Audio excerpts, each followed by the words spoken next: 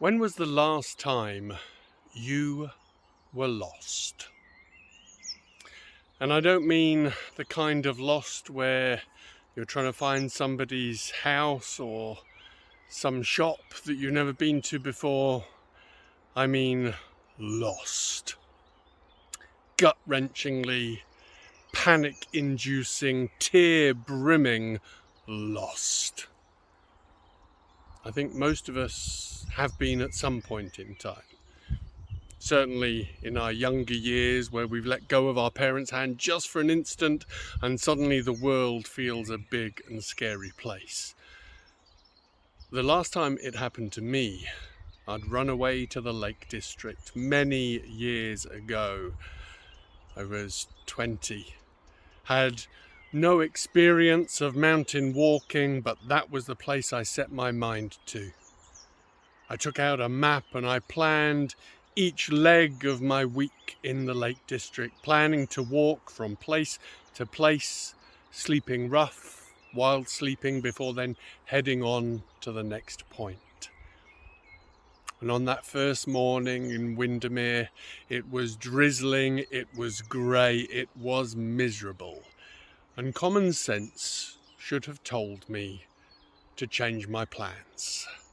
But no, I'd decided I was going to be at Brothers Water for that next evening, and come hell or high water, that's where I was going.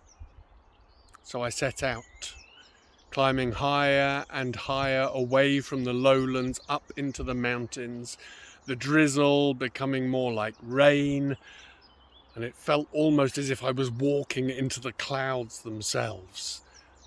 And before long, visibility was gone. I could see 5, maybe 10 meters in front of me, but that was fine. I had the path and I was following the path until I came to a dry stone wall.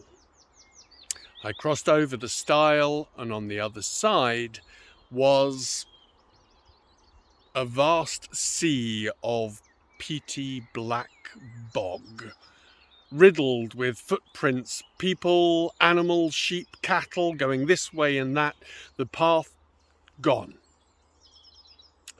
But I thought, well, I've got my map, I've got my compass, and so I tried to take a bearings with the map and the compass, and I set off following the bearing that my compass had set for me. But all the time I was looking for signs of the path, looking for landmarks. The landmarks, well, it was pointless. I couldn't see a thing. The rain was dripping down my neck through the seams of my coat, and the compass began to tell me I was moving in circles. But no, that couldn't be, could it? I was sure I was following the path, and yet the compass kept telling me, no, you're not. You're starting to walk in a circle. And you know, when we get stressed, when we get panicky, we start to make really strange judgments. And even to this day, I can't believe I did this. But in that moment, I believed my compass was broken. Absolutely, my compass was broken. And clearly I was not walking in a circle. So I stopped believing my compass. And I continued to try and make my way through this bog, through the drizzle, through the mist, until that rising sense of panic began to overwhelm me. And when I came across the skeleton of a mountain sheep, and I thought to myself, if they can't survive up here, what hope have I? And in that moment I thought, I've got to get down, I've got to get down. And so I decided, well, water runs downhill, water will lead me off the mountain. And so I began to follow a stream, which I've since been told is a very stupid thing to do. However, in this moment, I actually discovered what a stupid thing it is to do, because as I began to follow the stream down, down, down, it became a gorge, a steep-sided gorge, and on the wet grass I slipped. Down, down, down, down, down to the stream at the bottom. Now, fortunately, I didn't hurt myself, but I did rip my rucksack, And so with now a one-handed rucksack, soaked to the skin, stomping through the water of this stream, I went down and found myself out from the mist. And lo and behold, I found myself back where I started. So why am I sharing this story with you? Well, usually I try and keep my storytelling world and my salaried role separate. But today, the two have collided in an extraordinary fashion. My employer, the Wales Cooperative Centre, who I've worked with now for a few years, has just undergone a rebrand, because whenever we said we're from the Wales Cooperative Centre, people used to think we work for a supermarket, which is very far from the truth. So we have now rebranded under the name Cwmpas, and that word has sat with me quite strongly today.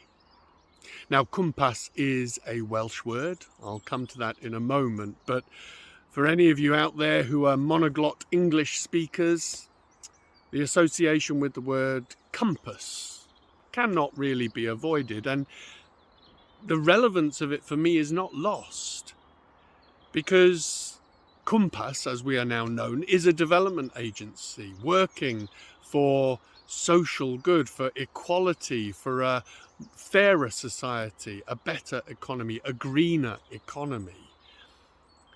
And we help people to do that. We support people who have ideas of how to make the world a better place. But quite often those people might encounter barriers.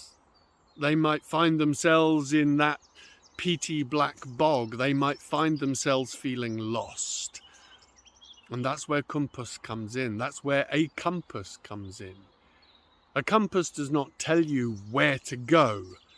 A compass helps keep you in the right direction. And if you trust your compass, it can tell you a great deal. And that's what Cwmpas is. In Welsh, there is a saying, "Da ni o gwmpas," which means we're here, we're around. And for anyone in Wales who has an idea and they're just not sure how to bring it about, then that's who we're here for. Maybe you have an idea for a social enterprise. Maybe you're driven to solve a social problem or make the world a better place, to save the environment, save the planet even. If any of those sound like you, then get in touch, because there's a pretty good chance we can help you. I was proud to say I worked for the Wales Cooperative Centre, and now I'm proud to say I work for Cwmpas.